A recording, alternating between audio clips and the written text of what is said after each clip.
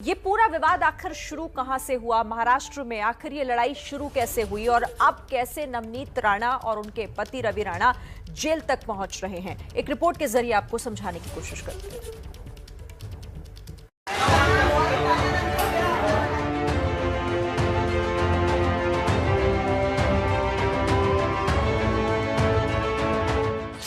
नवनीत और रवि राणा की ये तब की तस्वीर है जब पूरी रात सांता क्रूज थाने में बिताने के बाद दोनों को पेशी के लिए पुलिस बांद्रा कोर्ट लेकर निकली। और ये तस्वीर तब की है जब पुलिस राणा दंपत्ति को बांद्रा कोर्ट लेकर पहुंची। अब यहाँ नवनीत राणा के हाव भाव बहुत ध्यान से देखिए। नवनीत ने पहले मीडिया के कैमरों की ओर देखा, फिर अपना बायां हाथ ऊपर किया और मुट्ठी बांधी। और ये बांद्रा कोर्ट में पेशी के ठीक बाद की तस्वीर, जब नवनीत और रवि राणा को पुलिस भारी सुरक्षा के बीच कोर्ट से लेकर निकली तो नवनीत और रवि दोनों ने हाथ जोड़े। फिर नवनीत राणा ने मीडिया के कैमरों की तरफ देखा, कुछ कहा भी। इस दौरान रवि राणा ने अपना दायां हाथ ऊपर उठाया। पुलिस आगे लेकर बढ़ी तो नवनीत राणा ने भी हाथ उठाया, जय श्री राम का नारा लगाया। नवनीत राणा के ये हाव भाव और तेवर बताते हैं कि महाराष्ट्र की उद्धव सरकार और शिवसेना के खिलाफ जो धर्म युद्ध उन्होंने छेड़ा है उसमें वो जल्द हार नहीं मानने वाले हैं। अब यहाँ विस्तार से जानिए कि शनिवार शाम गिरफ्तारी के बाद आज बांद्रा कोर्ट में पेशी के दौरान क्या क्या हुआ और कैसे राणा दंपत्ति 14 दिन के लिए जेल पहुंच गए। मुंबई की बांद्रा कोर्ट ने नवनीत और रवि राणा को 6 मई तक जेल भेजने का आदेश दिया है।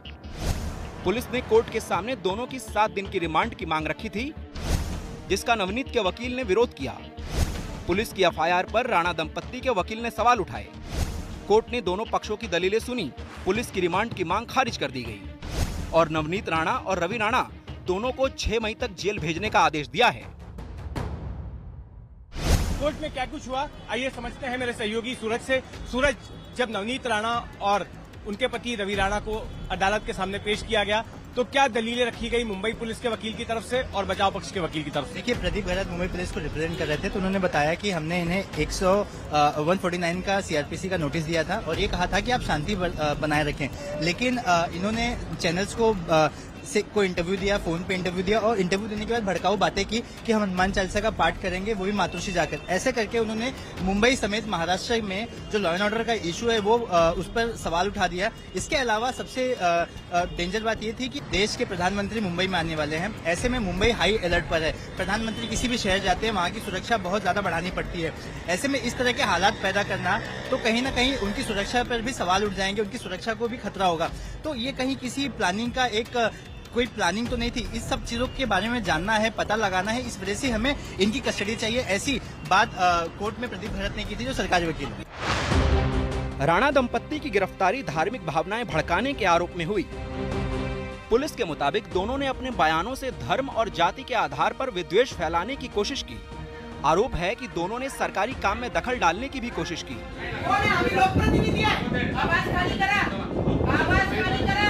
दोनों पर 124A के तहत राजद्रोह की भी धारा लगाई गई है।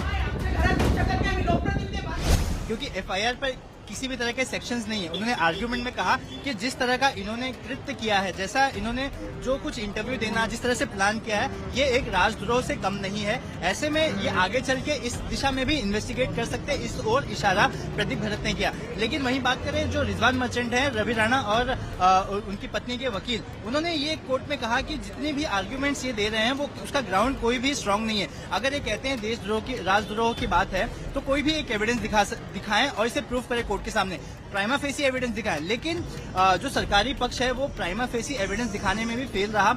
तमाम आर्ग्यूमेंट के बाद कोर्ट ने अपने हाथ से ऑर्डर लिखना शुरू किया और एंड में दोनों को ही 14 दिन के लिए जेल कस्टडी में भेज दिया। जानकारों की माने तो राजद्रोह की धारा इसलिए लगाई गई ताकि आसानी से जमानत न हो सके, लेकिन इसी राजद्रोह वाली राजनीति पर नवनीत राणा उद्धव सरकार पर भड़क उठी। हनुमान चालीसा पढ़ना पाप है क्या? अगर ऐसा है तो धारा 124A के तहत आजीवन कारावास की सजा दे दो। देश की जनता से हमारा सवाल है कि हनुमान चालीसा पढ़ना अगर गुनाह है तो हमें फांसी की सजा दे दो। शिव सैनिकों से शनिवार पूरे दिन ठनी रहने के बीच खार थाने की पुलिस शाम को नवनीत और रवि राणा के घर पहुंची थी। तब भी नवनीत पुलिस अधिकारियों पर जमकर बरसी थी। ये मुख्यमंत्री के गुंडे जिस तरीके से महाराष्ट्र में काम कर रहे हैं, ये बंगाल की दिशा में जा रहे हैं। प्रतिनिधि अपने प्रश्नों के लिए लड़ता है और जो हम लड़ रहे हैं। इस तीखी बहसबाजी के बाद पुलिस नवनीत और उनके पति रवि राणा को लेकर खार थाने पहुंच गई थी। वहीं से कुछ देर बाद दोनों की गिरफ्तारी की खबर आई थी। नवनीत और रवि पहले खार पुलिस थाने में रखे गए, फिर